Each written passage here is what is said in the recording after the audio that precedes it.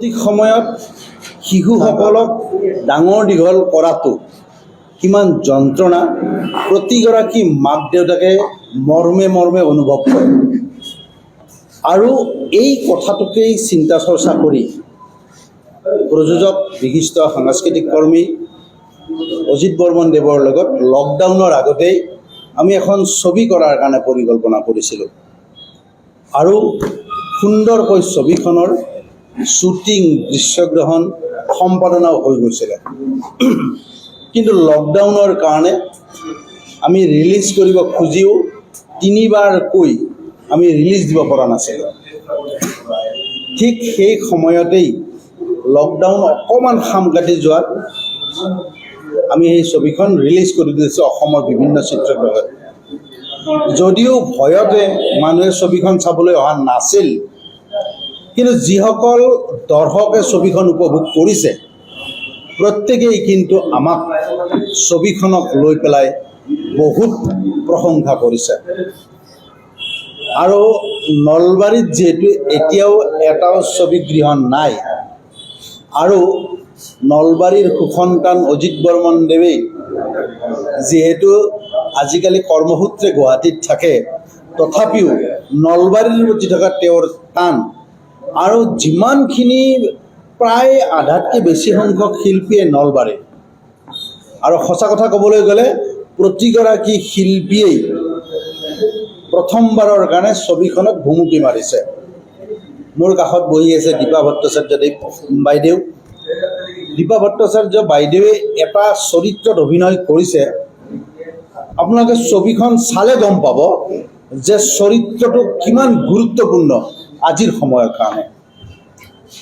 আইজনী বাইদেউ আছে, হৰিশ তালুকদাৰ দাদা আছে, তেখেতসকলৰ যি যি চৰিত্ৰত অভিনয় কৰিছে একো একোটা মুখ্য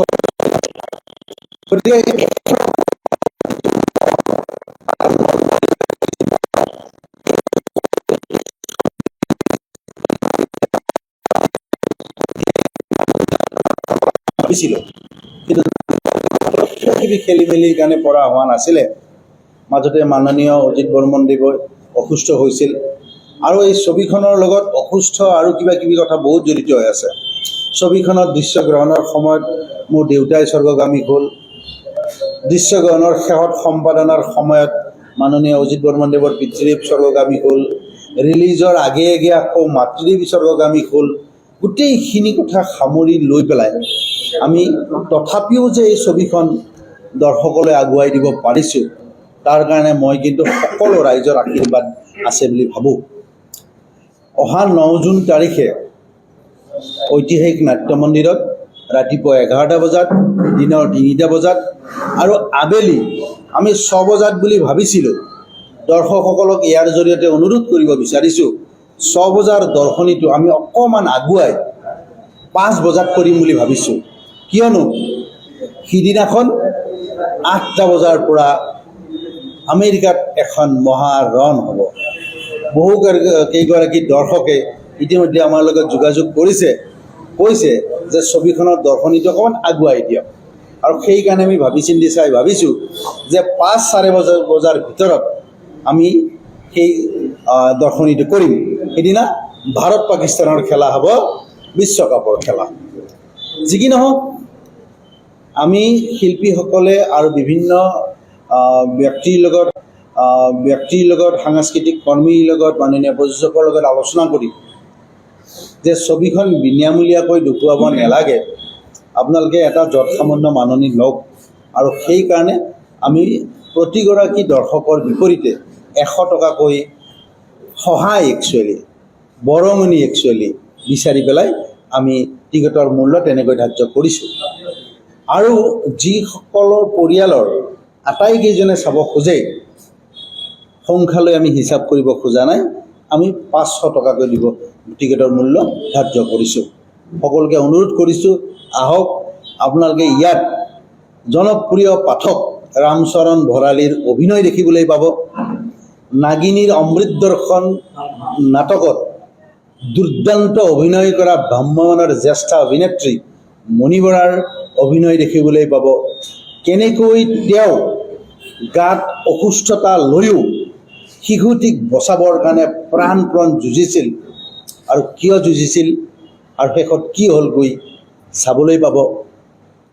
সকলো মঞ্চতেই, বিশেষকৈ নলবাৰীৰ সকলো মঞ্চতেই কমেডি কৰি ঘূৰি ফুৰা, অভিনয় কৰা জনপ্ৰিয় কৌতুক অভিনেতা হৰিশ তালুকদাৰে কিন্তু দিঠকত হেৰাল সপোনত কমেডি কৰা নাই, এটা সাংঘাতিক চিৰিয়াছ চৰিত্ৰত অভিনয় কৰিছে। আপোনালোকে সকলোৱে চিনি পোৱা মৰমৰ প্ৰণৱজ্যোতি কলিতাই এটা প্ৰগতিবাদী চৰিত্ৰত সুন্দৰ অভিনয় কৰিছে। আইজনী বাইদেউৰ কথা কৈছোঁ, দীপা ভট্টাচাৰ্যৰ কথা কৈছোঁৱেই। এজনী কণমানি, তাই এতিয়া হায়াৰ ছেকেণ্ডাৰী পঢ়ি আছে। কণমানিজনীয়ে ইমান ধুনীয়া অভিনয় কৰিছে। আমাৰ হিৰোইন জৰ্জিয়া মেধিৰ বান্ধৱীৰ চৰিত্ৰত ভায়লিনা বৰ্মন, আৰু আছে বৃতুবি কাশ্যপ, আছে কেইবাগৰাকীও কণমানি শিশু আছে।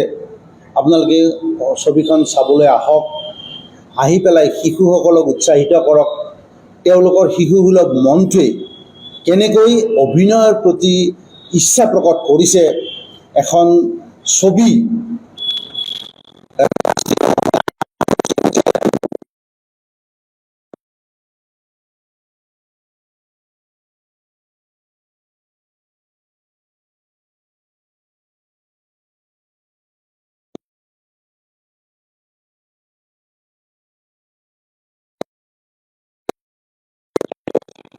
এৱাৰ্ড পাবলৈ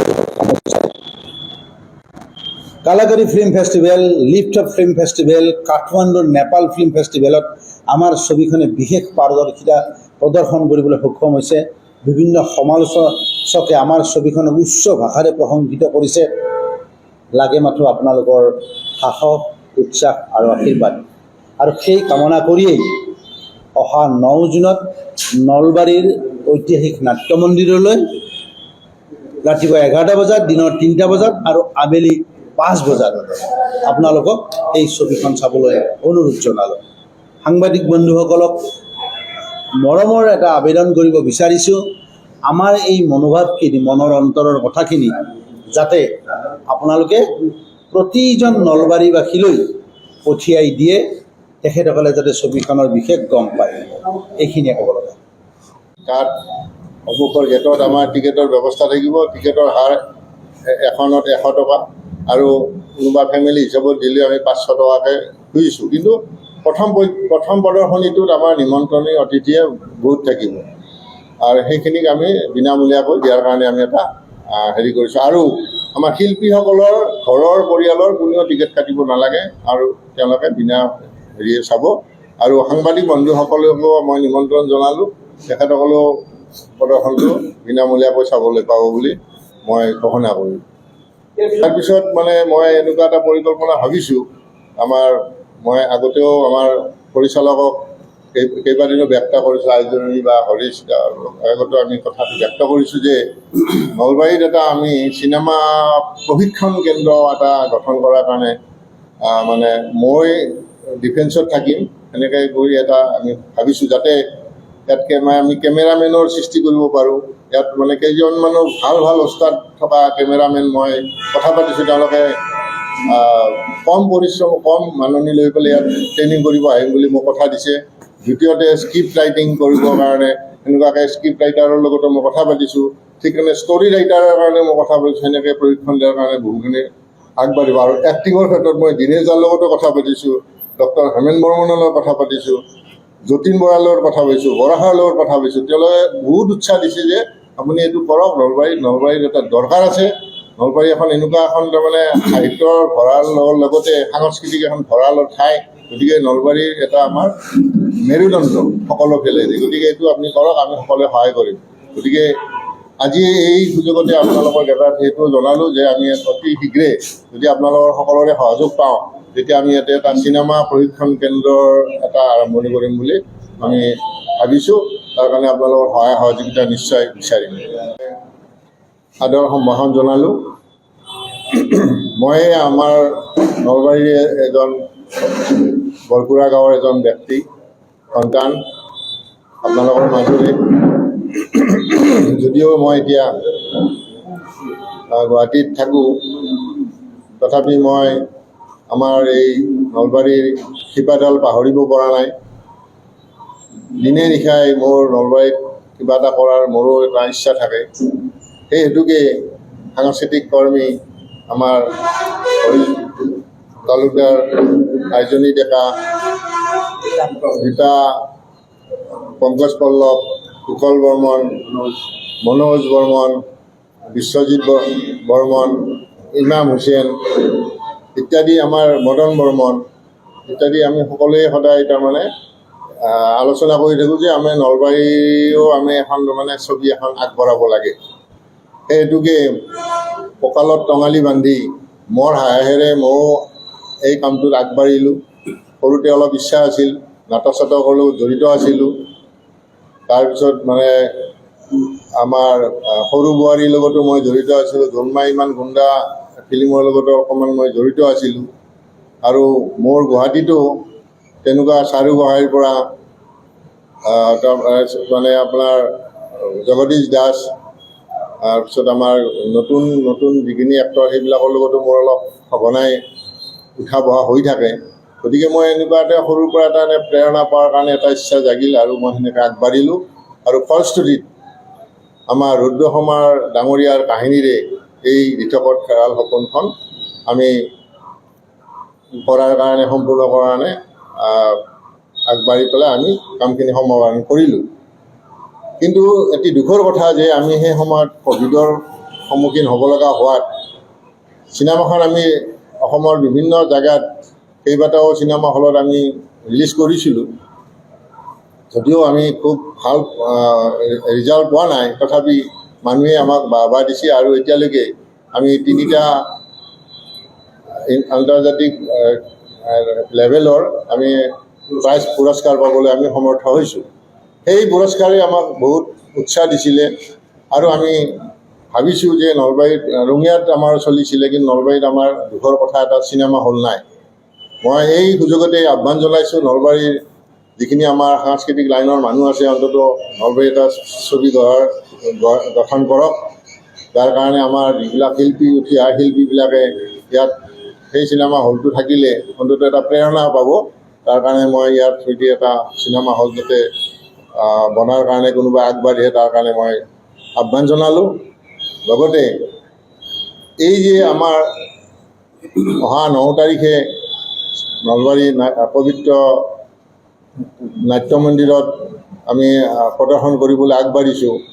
গতিকে সেইদিনা যাতে আমাৰ নলবাৰী জিলাৰ লগতে ওচৰৰ জিলাকেইখনৰ পৰা বাতৰিটো যাতে বিয়পি যায়, সেই উদ্দেশ্যেৰে আশা কৰি আপোনালোকৰ ওচৰত আমি প্ৰণিপাত কৰিলোঁ, যাতে আপোনালোকে এই মেছেজটো ৰাইজৰ মাজত পঠাই দিয়ে।